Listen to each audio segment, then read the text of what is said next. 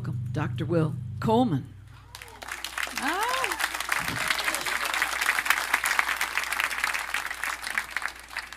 Good morning. Already, huh? I'm saying already because, I'm used to choir singing or something like that, and the next voice you will hear, but no, this is right. This is right to it. I had to jump start myself. Thank you so much for the beautiful selection and testimony. I really appreciate that. And I'm glad to be here. I'm Dr. Will Coleman, member of the Spiritual Council. Yay! And the particular topic that I've been assigned or am glad to speak about this morning is continuity and change. Continuity and change. Now you have a symbol, yes? My mandala that I chose. And let me say something about it. Oh, well, let me ask you this. I can't see everybody, but who's already familiar with this symbol? You've seen it somewhere before. Okay, got some little secret Rosicrucians around here, perhaps, huh? Yes. So in a book called the Sefer Yetzirah, which means in Hebrew, or the translation of it is, Book of Formation or Book of Creation, is a narrative that describes, in response to Genesis chapter 1, which describes how everything comes into existence through the 7 days of the creative processes of the strong ones, the Elohim. Well, that book, that chapter describes how the Elohim brings everything into existence, but it doesn't describe how they bring everything into existence. So centuries after this text was written, Genesis written around 500 BCE or so, another mystic thought about a response to, well, how did the Elohim, or the strong ones, bring everything into existence? And through the meditation of this person, unknown, anonymous as far as we're concerned, comes this treatise of 6 chapters that explicate how it is that through sound and image, everything came into being. And the sounds and the images for this person are the sounds and images of the Hebrew alphabets, or Aleph Veit. And they come forth in a series of 3 primary sounds, also representing air and water and fire, and 7 double sounds representing various oppositions as well as the sanctity of the number 7. The 7 planets included, 7 parts of the body, etc. And then through also 12 what are called single alphabets, representing the 12 signs of the zodiac, 12 months of the year, also 12 different movements of the human being. And what this person also describes is a relationship between the macrocosm in Genesis chapter 1, the big universe that's created, and the microcosm that the human being is. So that the human being is, from this point of view, that which contains everything that is in the macrocosm is in the microcosm. This is their interpretation of the idea that the human being is created male and female in the image of, we translate it into the English-German image of God. But it's Tzelim Elohim. The likeness, the icon, the essence of the divine power and presence is inside of each and every one of us, and inside in each and every one of our cells and molecules. So, centuries later, reflecting upon this idea, mystical Christians, Hermetic Christians who called themselves Rosicrucians, of the Fellowship of the Rosy Cross, constructed the design that you're looking at. It's just one of many. But if you look at it very closely, you can see also that you have a cross and a rose in the center, representing body and soul of the individual. And then you have these concentric circles of 3, 7, and 12 that make a larger rose, like a rose inside of a rose. And then in some designs, you'll see that even this larger rose and the smaller one are on top of a cross, showing the interrelation and interconnection of body, soul, and spirit. Everything in the macrocosm is in the microcosm. And simultaneously, that the microcosm lives in the ocean of the macrocosm. This is a symbol then for God, you might say, or for the divine, that everything is contained inside of whom? The divine being. And each and every one of us is also what? Therefore, divine. And therefore children of whom? The divine being, essence, etc. So the symbol that you're looking at is a representation, and one of my favorites, of the interconnectivity of everything. Say that. The interconnectivity of everything. Don't say everything, everything. Got to put the Afro idiom in it. It's the interconnectivity of everything. Yeah, I got that. So I'll go out here and say, God, Dr. Coleman said it's the interconnectivity of everything. No, I didn't say that. I said it's the interconnectivity of everything. Y'all follow me? I say an amen.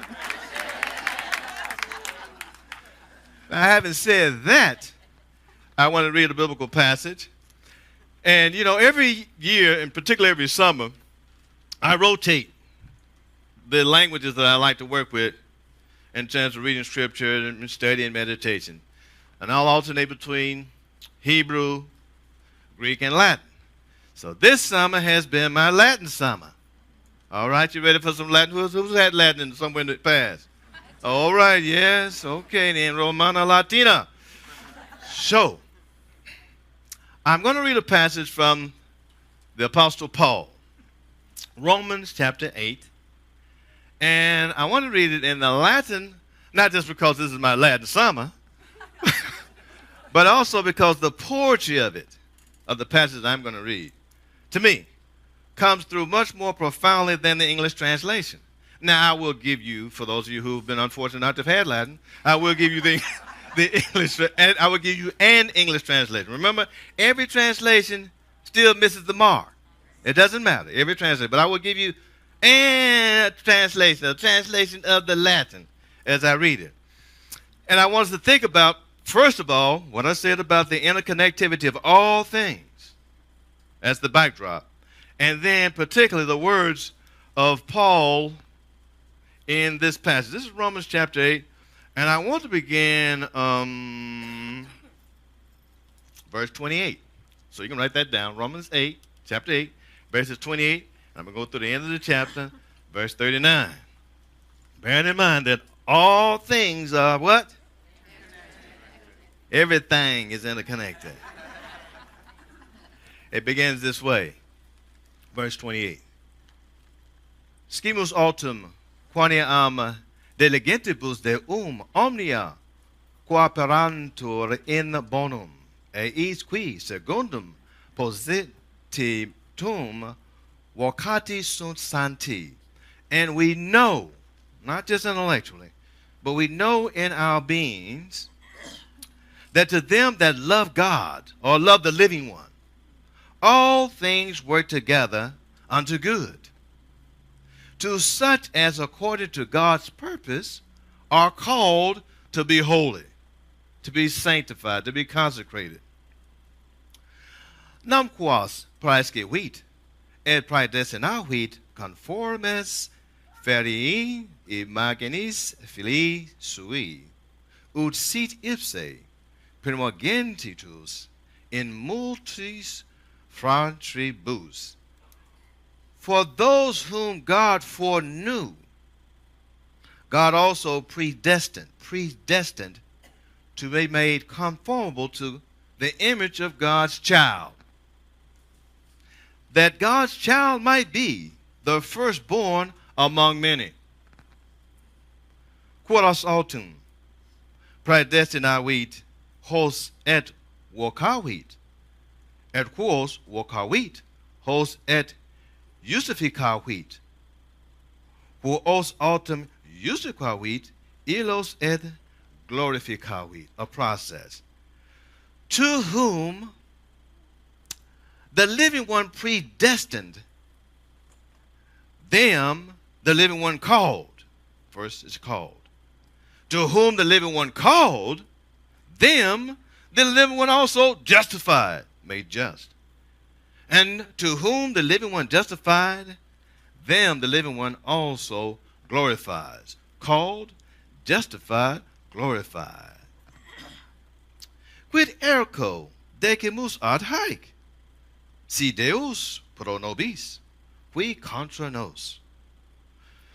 What shall we then say to these things?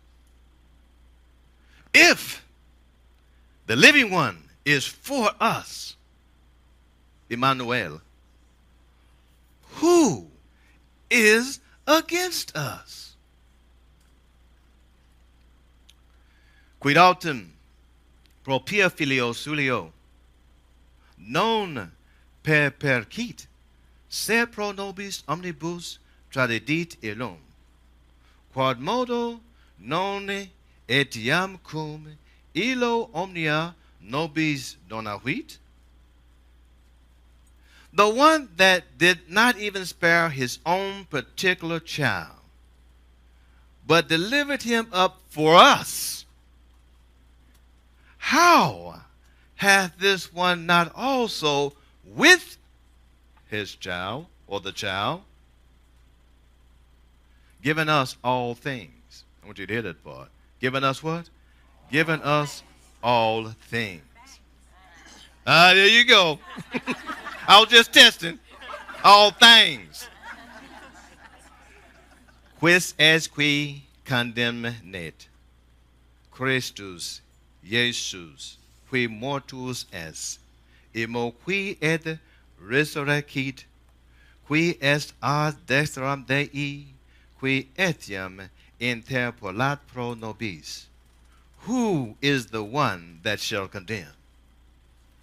The anointed one, the living one who saves, that's the translation of Christ Jesus. The anointed one, the living one who saves, that died, yet that was arisen also again, who is at the right hand of the living one, who also maketh intercession for us. And then here comes the litany. Quis ergo nos separabit a caritate Christi, tribulatio, an angustia, an fames, an nuditas, an periculum, an persecutio, an gladius? Who then shall separate us from the love of Christ, or the love of the anointed one? Shall tribulation, or distress, or famine, or nakedness, or danger, or persecution, or the sword? Sicut scriptum est, quia propter te mortificadamur tota Dei, estimati sumus sicut always arcisiones. And here he quotes from Psalms 44:2, as it is written, for thy sake we are put to death all day. We are counted as sheep for the slaughter.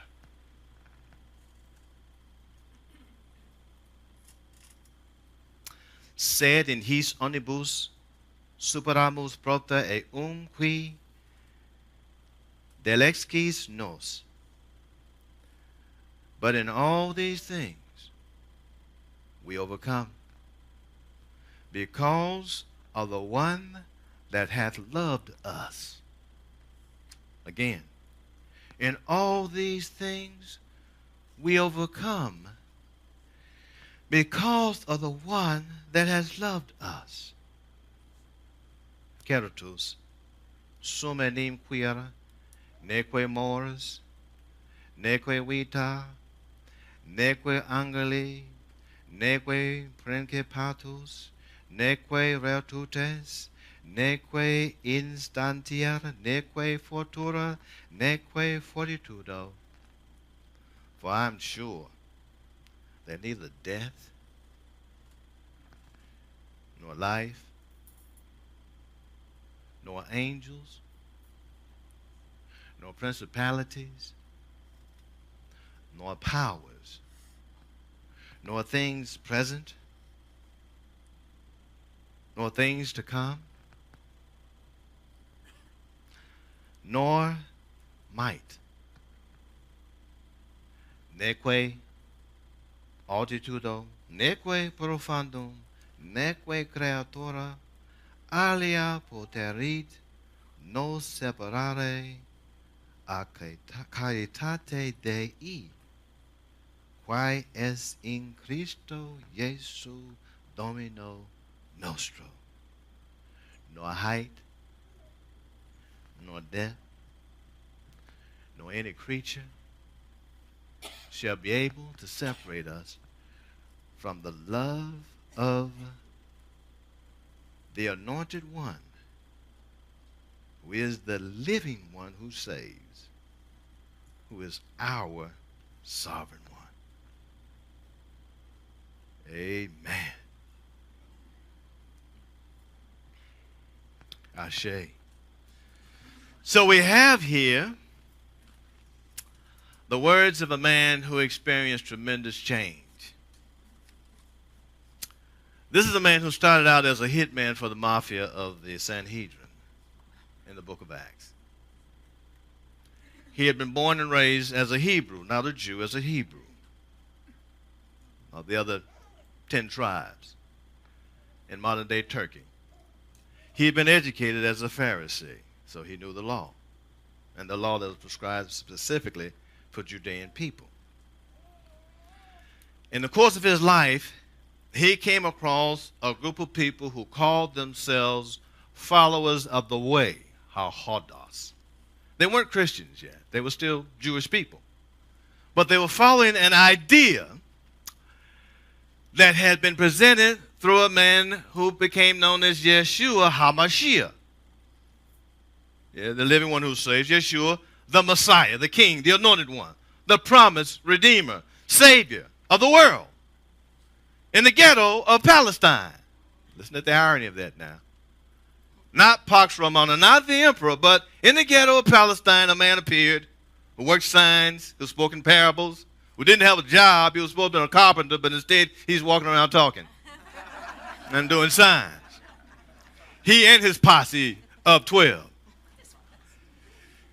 He dies, and the legend goes that he's resurrected from the dead and that he ascends to the right hand of the almighty power that's above all power, including the power of Rome. Now, this man was named Saul. Saul was a Roman citizen, which is, I can't even put it in words how important that is. To understand that as a Hebrew, he was also a Roman citizen, which means probably his mother was Hebrew and his father was Roman. But at any rate, he was a Roman citizen. There were very few real Roman citizens. Actually, a Roman citizen was a Roman man who had property, children, a wife, and servants. That's a Roman citizen with all rights appertaining thereto. Anyone else in the social hierarchy went down, down, down, down to the bottom of the belly. In Saul's conversion that happens in his mind on his way to carry out an assassination. He'd already witnessed one, Stephen. He was on his way to carry out some others, or at least take them to court where they could be tried and stoned. He has a vision in his mind that the one he's persecuting calls him now to become a missionary or an apostle, a sent one. Saul takes on that mission, but it's not well received. You know why it's not well received? Because people have memory. That's why. The same man who yesterday was taking us to court to be tried and killed is now telling us he knows more about Yeshua than anybody else. You ever met anyone like that? The last one to show up is the first one to speak and have authority now. And part of it is because he's a Roman citizen. People can hear him. But his way is hard. because he's not trusted by those, rightly so, that he'd formerly persecuted. And he's also not trusted by those who he has now betrayed. You hear what I just said? Because he's now betrayed the Sanhedrin, and by association, he's betrayed the Roman government. So he ends up, and you have to read the book of Acts to get it, but he ends up getting himself in what we call a precarious place. Because Saul is a man, and he's a politician. So on the one hand, he wants to appeal to the people that he's already betrayed and he was persecuting in Hebrew. But on the other hand, he wants to speak Greek and Latin to the people to whom he's also betrayed because he's no longer their hitman. So if you know how it goes. Once you cease to be the hitman, then the hit is on whom? Yes, the hit is on you. So Saul, Paul, that's the other thing. He goes from being Saul to being Paul. He invokes his own witness protection program by changing his name. Brother moving now. And on top of that, he looks like an Egyptian. He's an African-looking man. But he speaks and writes fluent Greek. And he's a Roman citizen. You hear her? So then he's placed under what we think, we usually say it this way in our Sunday school nonsense, that he had a guard and he was a prisoner. That's really not the case.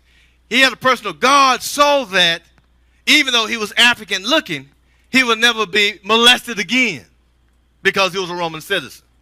Y'all follow what I'm saying? Living in Rome while being African? Okay. Y'all got it, didn't you? This is real. Living in Rome while being African. So that's the real reason that he has the security guard everywhere he goes as he's on his way to Rome, and get this, to make his appeal to Caesar, the emperor. In the course of all of this, he has the audacity to write a letter to the Romans. That's what I just read from, to the Romans. But not to the emperor, but rather to the people on the side of the Roman Empire. You see, when Christianity first began, it did not begin among the noble. It began among the poor, the oppressed, the widows, and the orphans were the followers of Yeshua initially. And they were the ones who were persecuted. They were the non-citizens. No, they were the non-humans in the Roman world. Because the pater familias, that father I told you about who was a real Roman citizen, had the power of life and death in his household. If his wife showed up with a baby that he wasn't sure was his, he'd walk over to the baby, look at it. If the baby didn't look like him, he'd walk away from that baby, and that was an orphan. That's the power of a Roman male citizen.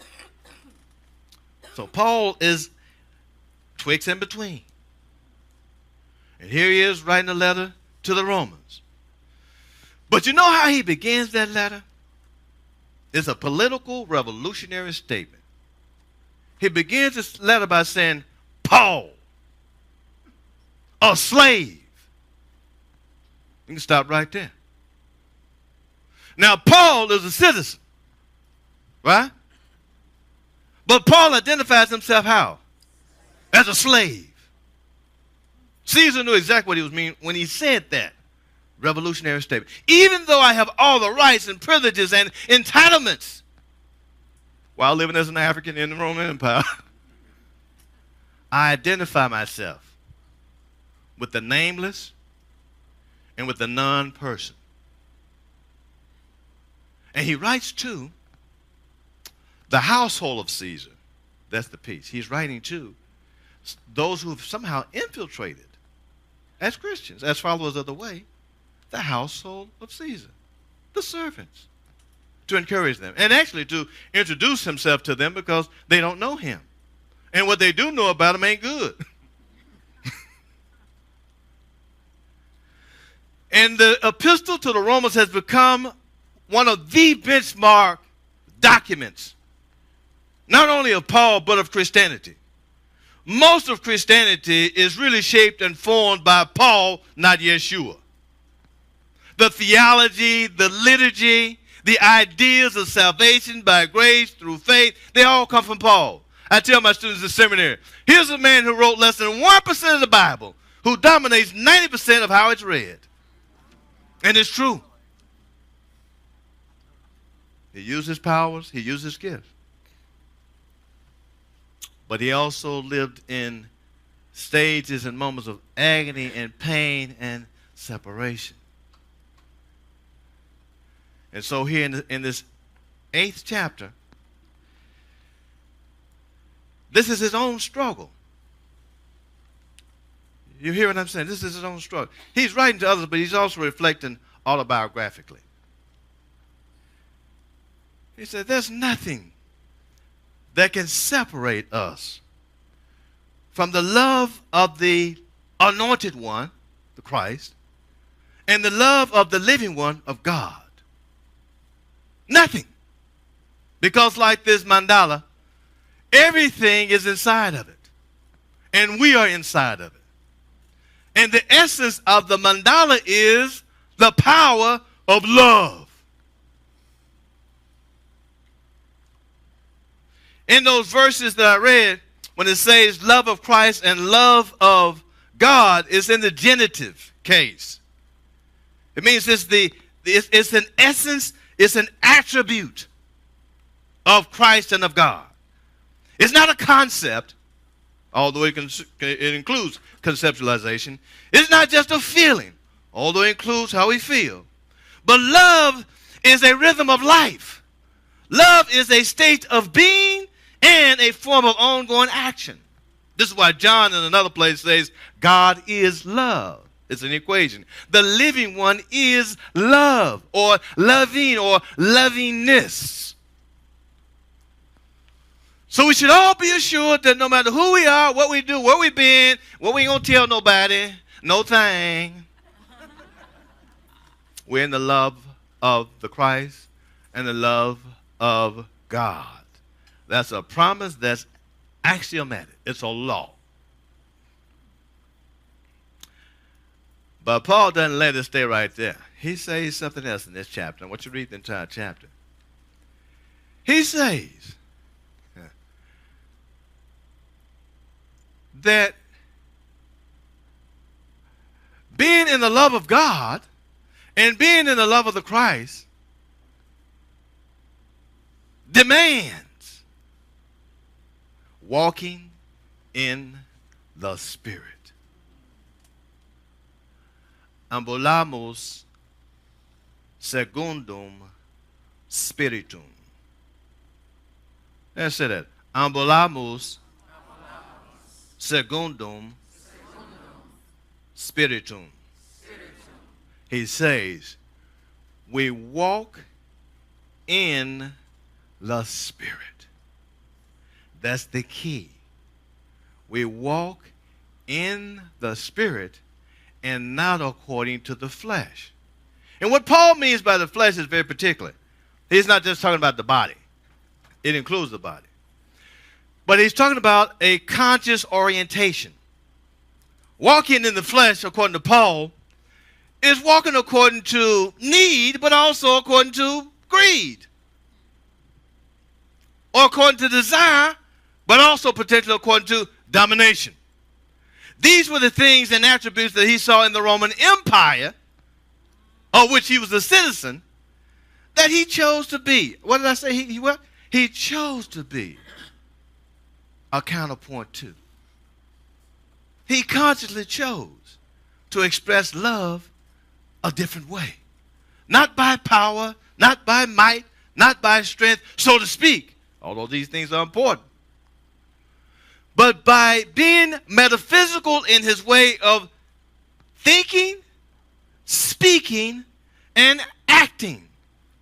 And Paul does not injunct them to all be just like him or to do the same thing. Walking in the Spirit doesn't mean we all walk the same way all the time or walk the same way wherever we go. It means we have our particularities. And we honor our particularities. But the genitive case of what we do, the essence of what we do, is driven by love. and driven by walking in the Hebrews ruach. And the ruach is the spirit that brings everything forth. It's the inspiration to go beyond the apparent, to go beyond the present. And that's why he says, I'm convinced that not things present, instantaneous, not things in the future that have not yet manifested, but they're on their way. Not things high above and not things below can separate us as we walk in the Spirit. Now, one other thing here in this passage. When Paul speaks in his peculiar language about principalities and angels and powers, you have to understand that he's speaking metaphysically. Because in the cosmology of the ancient world, everything that happened in the physical had a source in the spiritual. Y'all hear the correspondence? Everything that happens in the physical realm is corresponding and correlating with everything that's happening in the spiritual realm. And so he's saying even those negative spiritual powers, as they perceive it in their psychology, cannot separate us from the love of Christ and the love of God. Whew, thank goodness for that. Well, Dr. Coleman, why do we have so much going on?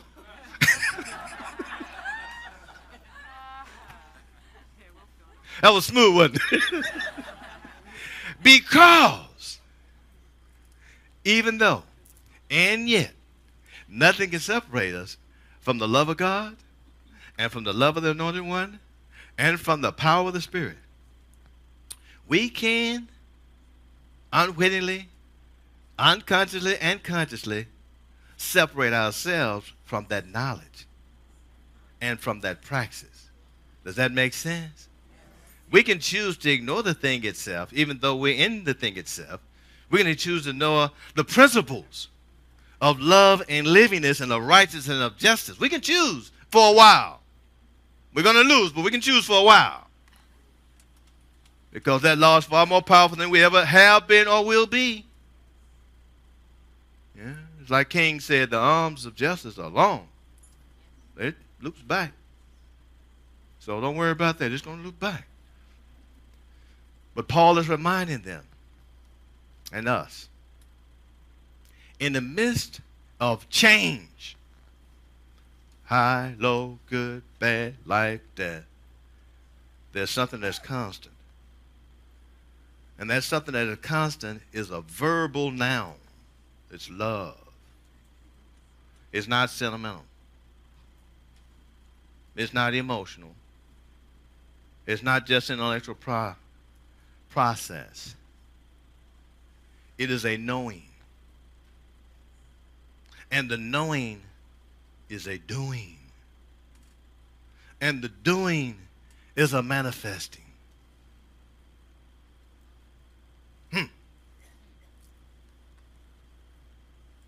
This came to me on Tuesday morning. I started out with this. But early Tuesday morning, the Spirit said, go to Romans. So this is the message I have for us from a man who put out some rough stuff, got back some rough stuff, but affirmed that no matter what is happening, no matter how things seem to be, inside, through, over, above, under. This is what metaphysics means, meta. That's what that preposition means. It means with, but it means also in, through, behind, under, supporting, sustaining. Is another power.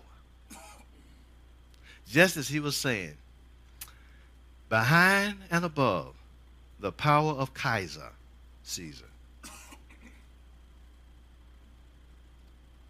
A power in which I choose to identify myself as a slave rather than the citizen that I am. Behind that power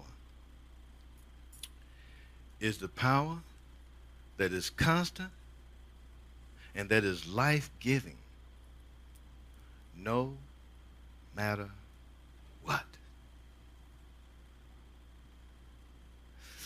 And in several places in the Epistle to the Romans, Paul calls. See, when you name something, you call it to be that. So by calling them saints, he's calling them to be holy ones. But he also affectionately calls them the loved ones of the living one. Say that. The loved ones of the living one. Look at someone else now and say, you are the loved one of the living one. And then say, and so am I.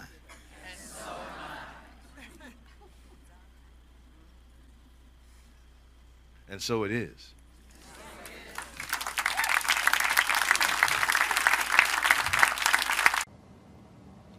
Hi, I'm David Alt, and I simply want to say thanks. Thanks for taking the time to watch our broadcast here at Spiritual Living Center of Atlanta. We have a vision, and that vision is to reawaken all to their spiritual magnificence. And one of the ways that we are able to do that is through this very medium of broadcasting. So if you got anything out of this, if you felt in any way inspired, or if something spoke to you directly, then I extend an invitation to you to become a part of our family by donating. And there are many ways in order for you to be able to do that. One is to simply go to our website at slca.com, and there you will find all different kinds of prompts that will help you support what it is that we are doing here in Atlanta. One way is to become a pledger. That means that you decide on a monthly basis that you are going to help us with this vision. Another way is to donate through our management system called Fellowship One, another through PayPal, and another even easier way is on your cell phone. You can do what's called text to tithe, and that number is 404-796-7030. Again, thank you so much for your support, and I invite you to come back weekly to see what it is that we're up to. Blessings.